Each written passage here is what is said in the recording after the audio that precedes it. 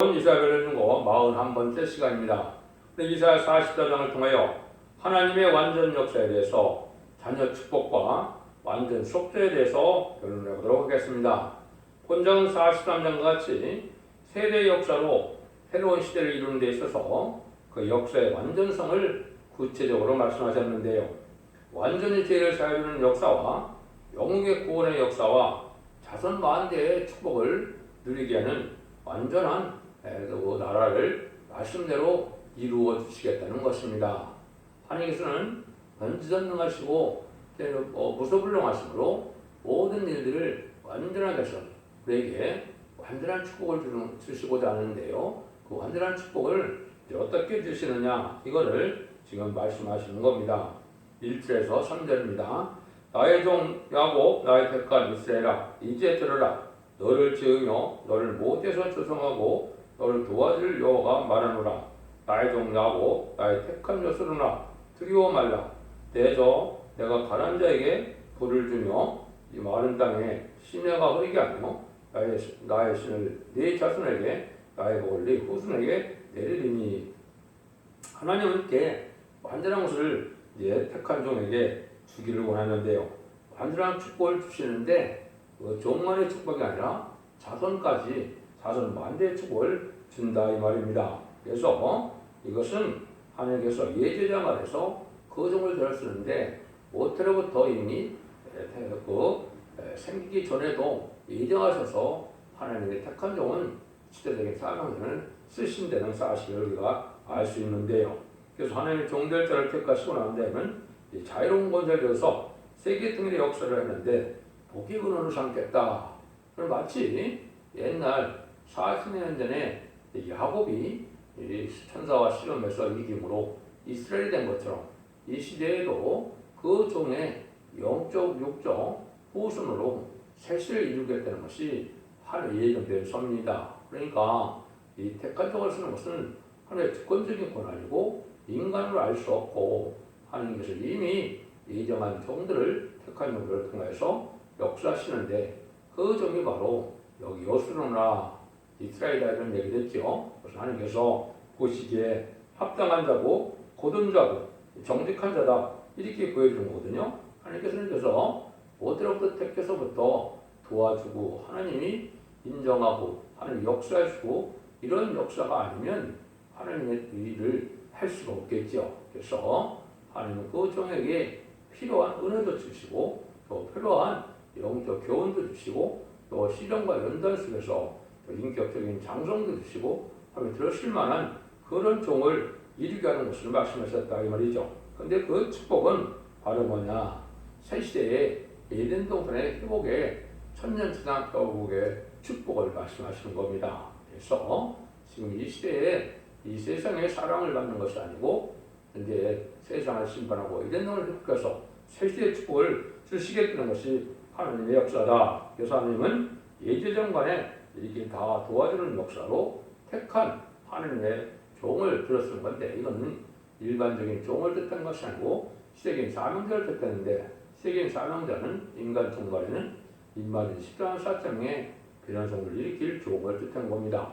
그래서 양심 시대는 노아가 그 시대의 시대적인 사명자고 언약 신앙 시대에서는 할례법을 준 아브라함이 그 시대의 사명자가 되는 겁니다. 율법과 계명의 율법 시대는 모세가 그 시대에 하나님께서 시대적인 사명자고 은혜 시대인 십자가 돌다는 것은 베드로와 바울이 그 시대의 대표적인 사명자가 되는 겁니다. 환란 시대인 이때는 사도 요한이 이제 제레미를 영접할 종으로 예정이 된 것인데 그걸 이제 그 사도 요한에게는 보아노게라는 말을 주었죠. 우리의 아들이라는 뜻이니까 심판 역사를 뜻했거든요. 이것은 두 증인이라고 예언된 하나님의 그 사도 요한의 사명자가 예제정을 택해서 그 종들을 들어쓰는 것이 하나님의 역사인데 두 증인은 이제 동서양에서 한 명씩의 대표자가 나온다 이 말입니다. 그런데 선구적인 종은 동방 땅끝 해돋는 달인 한국에서 나오게 되는 것이 성령에 예정된 섭니다. 이렇게 보시면 됩니다.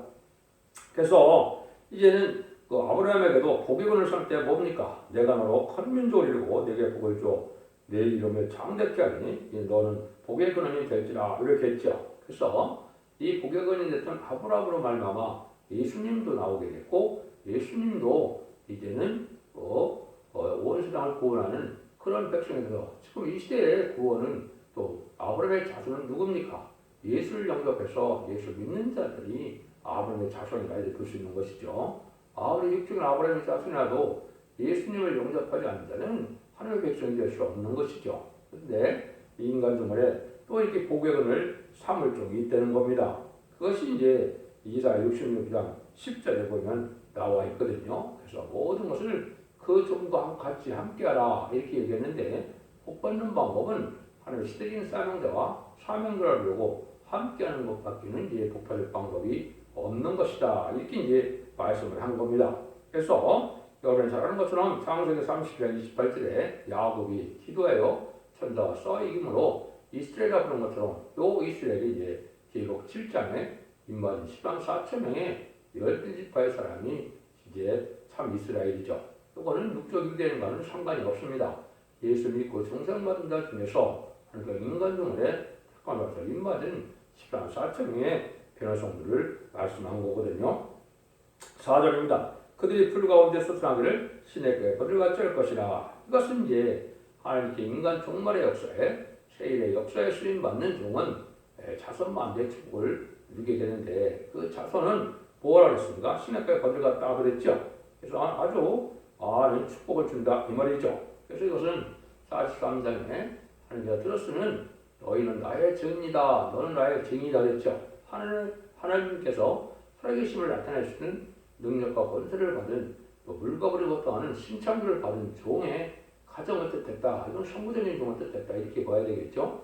그 일들이 이제 다섯 만대의 축복을 누리는데 이것이 여러 가지 이제 복을 누릴 것을 말씀하셨죠. 여러분들이 잘 아는 시편 128편에 보면 여호와를 경외하는 자의 복은 어떻겠습니까?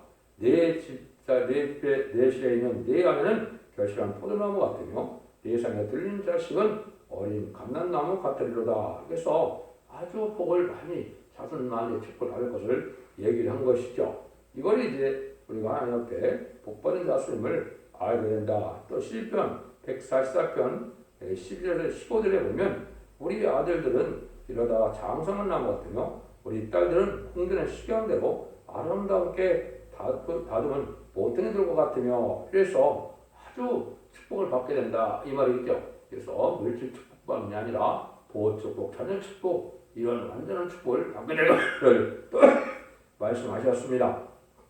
그래서 아까도 말씀드린 것처럼 이사야 66장 10절에서는 예루살렘을 향한 자여 다 그와 함께 기뻐하라. 다 그와 함께 즐거워하라. 그를 슬퍼하는 자여 다 그의 기쁨을 인하여 그와 함께 기뻐하라. 이게 이제 하나님의 대표적인 종을 뜻했는데 그 종과 함께하는 것이 복받는 방법이다. 인간 종말에는 아까 했듯이 야곱이 12 아들을 낳아서 이스라엘을 이뤘던 것처럼 인간 종말에도 한 종을 택해서 그 종의 영적, 육적 자녀가 되어서 축복을 받게 하는 복의 근원을 삼는 이런 종이라고 이제 이언이 된 것이 이사야 66장 10절에다 이렇게 볼 수 있는 겁니다. 5절입니다. 혹은 이르기를 나는 여호와께 속하였다 할 것이며 혹은 야곱의 이름으로 자칭할 것이며 혹은 자기가 여호와께 속하였음을 선언하기로 하고 이스라엘 이름으로 칭하리라. 하나님에 속한 자 이것은 이제 지금은 시험에다 들고 있죠. 왜냐하면 마귀가 함께하지 못하도록 또 시험을 두고 또 마귀가 인격을 건드려하시는 그런 일이기 때문에 네가 나보다 더 사랑하는 자가 없어야겠죠.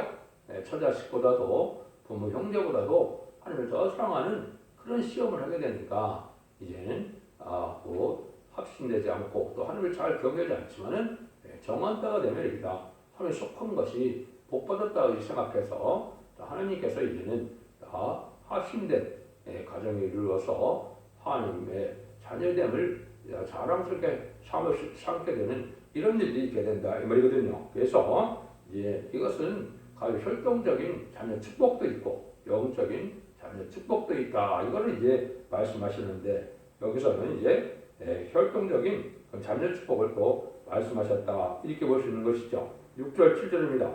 이스라엘 왕인 여호와 이스라엘 구속주하신 만군의 여호와가 말하노라. 나는 처음이요 나는 마지막이라 나의 다른 신이 없느니라. 내가 옛날 백성을 세우는 이후로부터 나와처럼 애치며 구하며 심수한 자가 누구냐. 있거든 델리가 참자 원리를 구할지어다. 하나님이 전지전능하시는 무신불능하시는 하나님이 유일한 하시는 분은 뭡니까?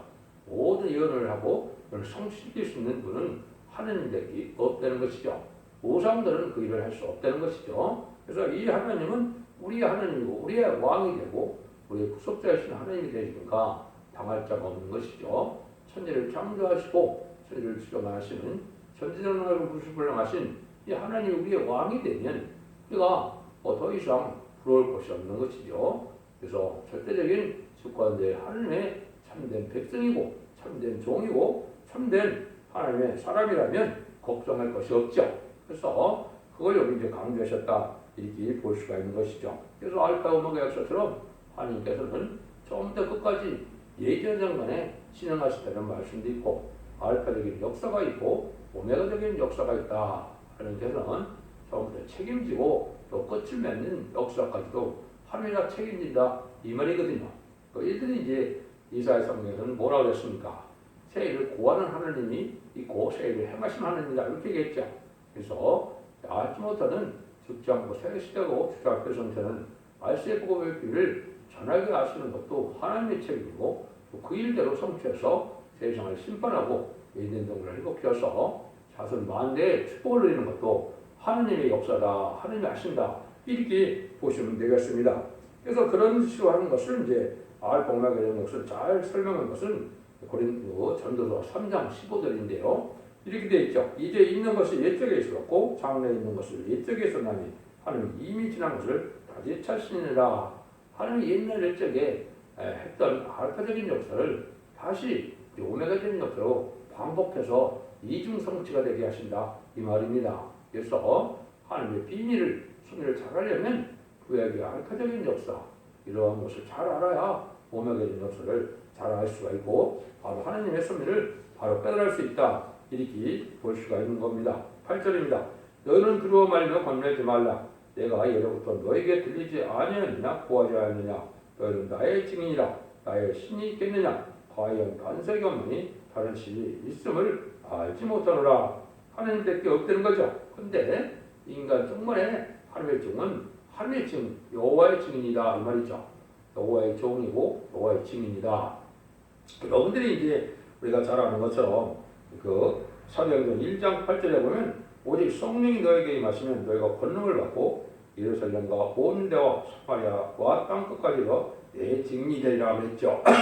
지금까지는 예수 그리스도의 구제를 영접함으로 그리스도의 예수의 영을 받아서 그 성령을 받음으로 만민의 보이는 성령과도 예수의 증인이 된 것이죠.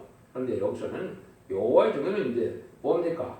나의 증인으로 나의 종으로 택감을 입은 자들은 어떻게 됩니까? 입맞은 10만 4천 명이 남성과 여인의 교보들은 이러한 7명을 받음으로 하나님의 증인이 된다 그 말입니다.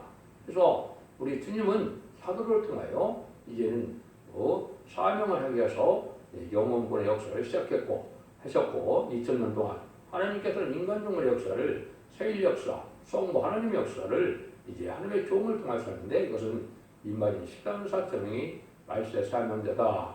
그런데 모든 성경은 대부분 누구를 중심으로 따랐습니까? 예를 들어 영접할 10만 4천 명의 변호사로 일으킬 성전의 종을 중심으로 썼기 때문에 그 종에게 우리가 약속을 한 것처럼 되어 있다. 이렇게 보시면 성경의 뜻을 우리가 알 수가 있다. 근데 이때 이제 이런 세상에 우상은 아무 생각 없다 이거죠. 우상의 본질이라는 것이 결국 나무고 돌이고 아무 생명이 없는 것을 가지고 이제는 우상을 만드는 것은 어리석은 자고 지금은 우상 섬는 자가 잘 먹고 잘 살지만 심판 때는 아무 소용이 없고 어리석은 일이라는 것을 여기 구체적으로 말씀을 하시죠. 그것이 구절에서 20절인데요. 우상을 만드는 자는 다 허망하도다. 그들의 기뻐하는 우상은 부익한 것이오늘 그것의 증인들은 보지도 못하며 알지도 못하니 그러므로 수치를 당하리라. 신상을 만들며 무익한 우상을 보면 만든 자가 누구냐? 보라 그 동료가 다 수치를 당할 것이라.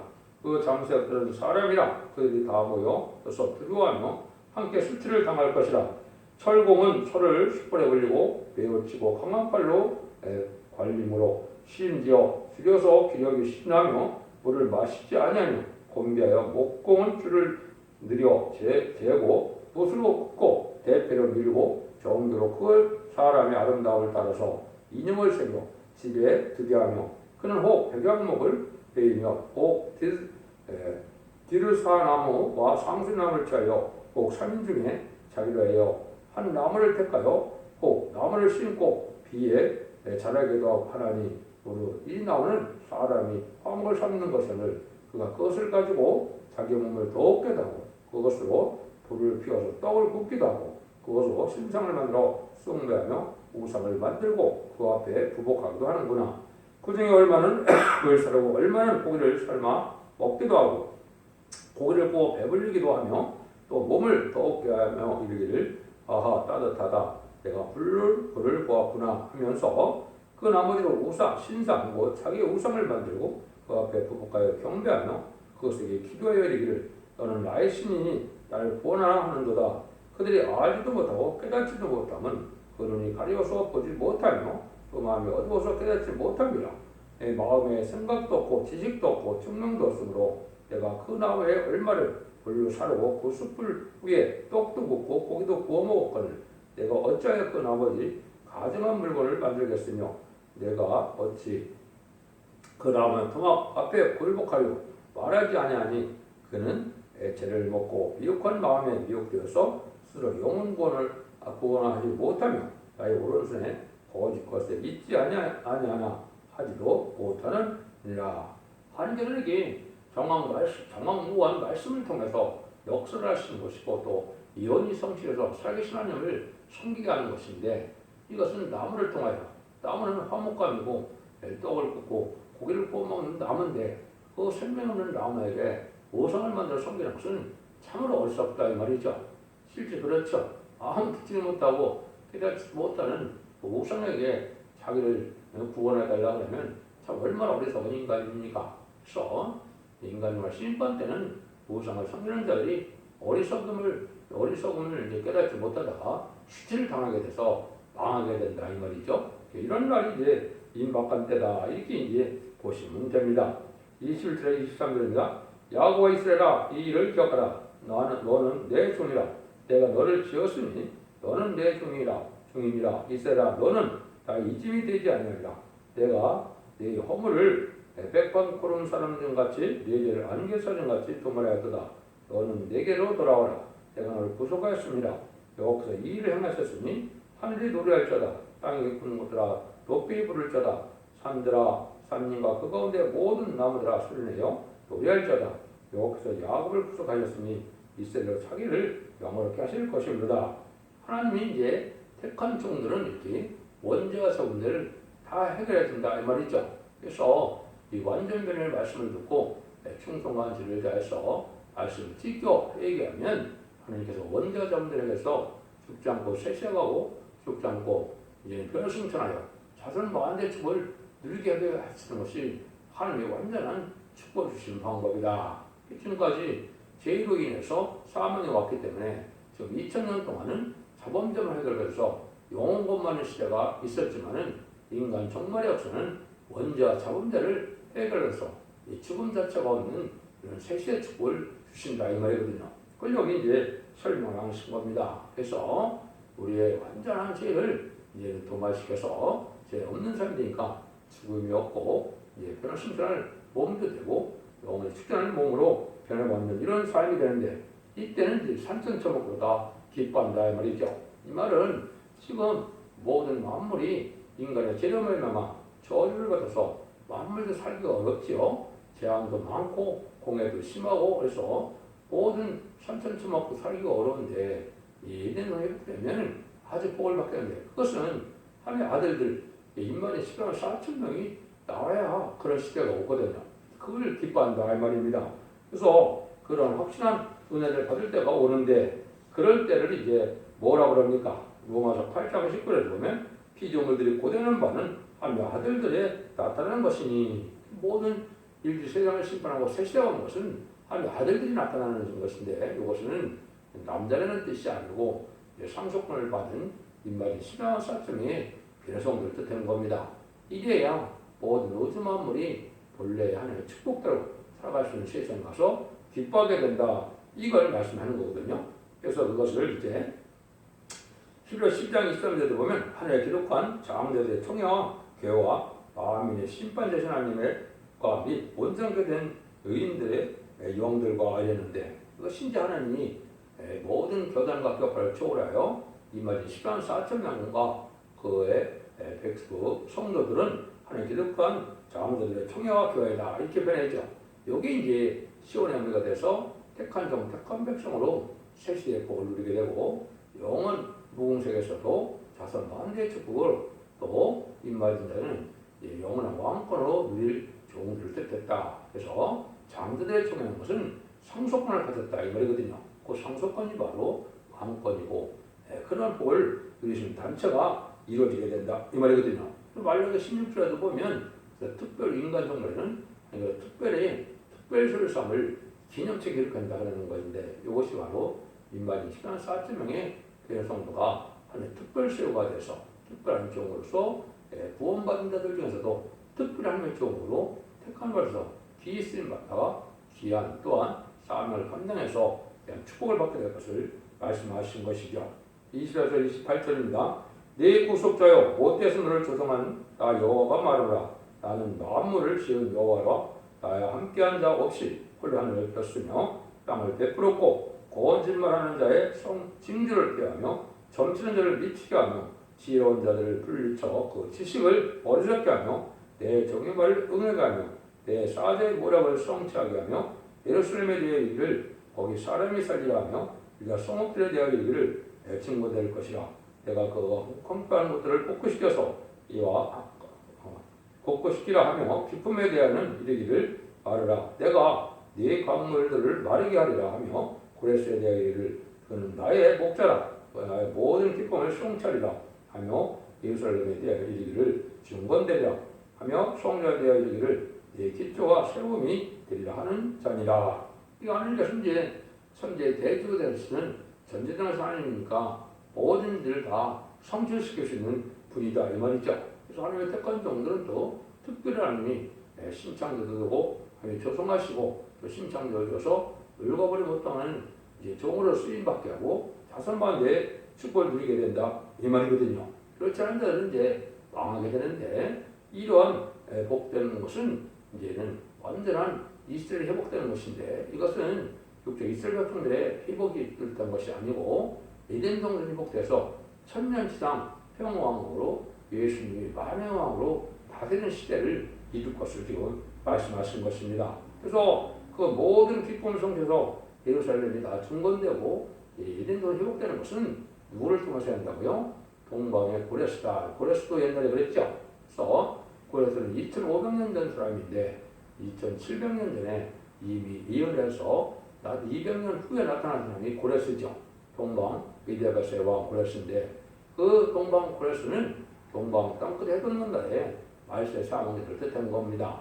그래서 동방의 고레스가 예루살렘을 회복시키고 또 성전을 복구시켰던 것처럼 인간 종말에 에덴 동산을 건설하고 이스라엘을 회복시키는 역사가 이제는 재창조하여 천년 왕국의 건설을 이루는 것이 바로 동방의 고레스의 사명인 것을 또 말씀하셨다. 이렇게 보면 됩니다. 그래서 이사야 성경을 통하여 이제는 모든 일들이 다 회복시키는 것은 옛날 바벨론 포로됐던 이스라엘 백성들 회복해서 예루살렘을 복구하고 또 이스라엘을 회복했던 것처럼 인간 종말에도 속화되고 부패된 이런 세상을 해서 하나님이 마귀의 포로가 되고 정권과 벽을 끄는 일을 다 모아서 하나님께서 세계 축복을 이루는 것은 인간 종말에 옛날의 고레스와 같이 동방 땅끝의 말세 사명자인 택한 종을 통하여 그 역사를 이루겠다는 말씀인데 그 말씀은 임마진 10만 4천 명을 일으킬 인해 권세를 받은 종이요